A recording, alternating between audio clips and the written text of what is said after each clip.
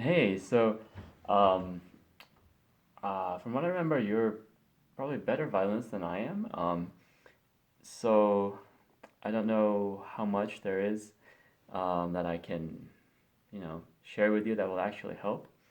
But I'll just share some ideas about aposticata and hopefully something will be of help for your concert. Uh, so I think one very obvious thing that will probably help your upper staccato before the concert is just practicing it in your technical practice time. So maybe um, practicing staccato with your scales, right, and not slacking off on that. So like if you need 10 minutes, just 10 minutes of that, and not slacking off. And resisting the temptation to focus on repertoire. Um, and one easy way to practice is to find a tempo on the metronome where the staccato is easy for you, right? And then just move up the metronome markings one increment or two increments at a time until you hit the speed at which you can. It's like your maximum staccato speed. You can just do maybe four staccato per note, like right, and you'll go faster, right? Or something like that. And then keep going faster and faster until you reach your max speed, and then you're gonna pull back slightly, right? So this is probably something that everybody does. You do.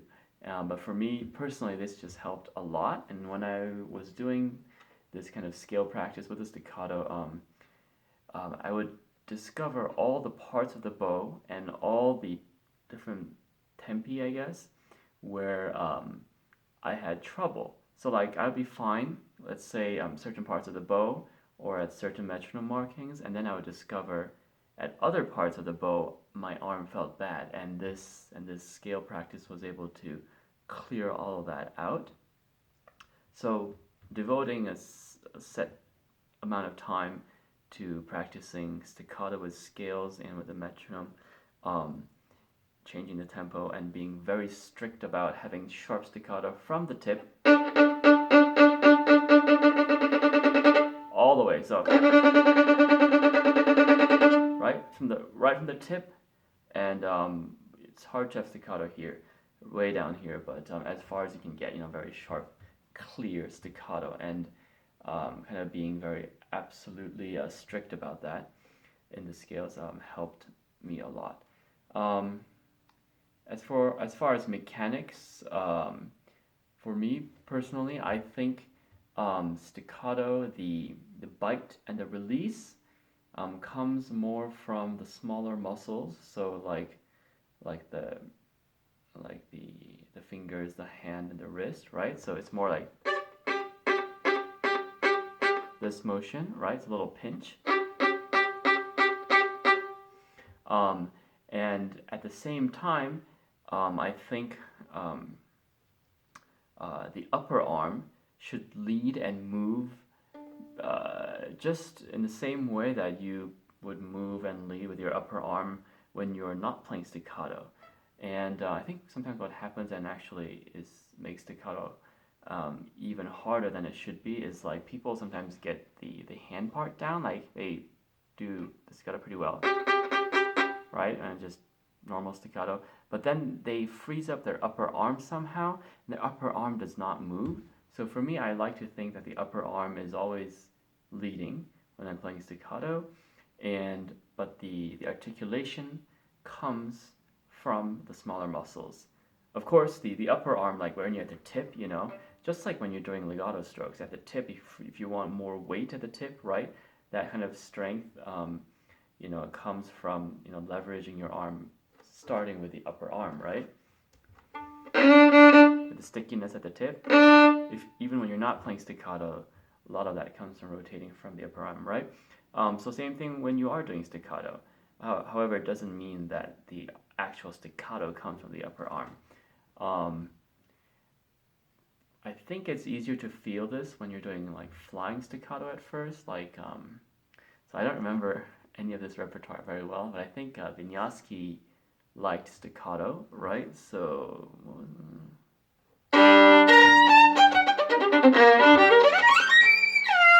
right? I think that's one of the Polonaises, right? So the staccato here is flying, right? And so your upper arm has to move more, and the articulation is more free flowing, right?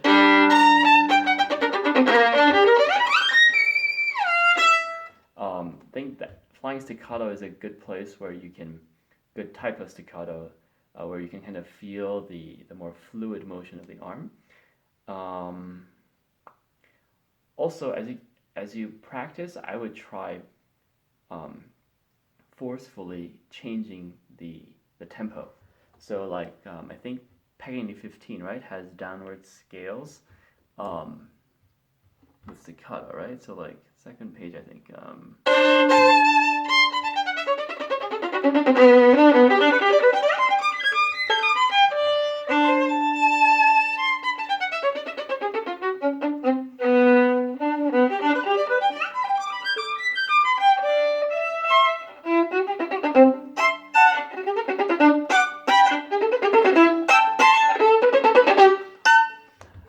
Sorry, that's like out of tune. But I think changing the dynamic and the speed of the staccato and exaggerating that range will actually strengthens the staccato as you prepare for the performance. So that's not really like a technical analytical uh, idea that I have, but I find that the more varied I make and the more musical I make my staccato, it actually works out the kinks in my technique as well. And also when I'm performing, I think more about uh, uh, applying the staccato in the musical context. All right, hopefully some of that helps.